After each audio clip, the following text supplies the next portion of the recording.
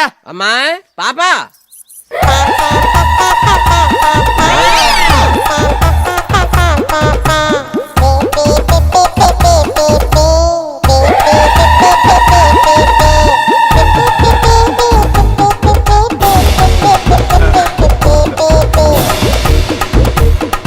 అమ్మాయిని ఏమైనా అడగాలంటే అడుగు. ఛ, పెళ్లి కాకుండా అడిగితే ఏం బాగుంటుంది? నీ దగ్గర ఈ శాఖలు కూడా ఉన్నాయట్రా?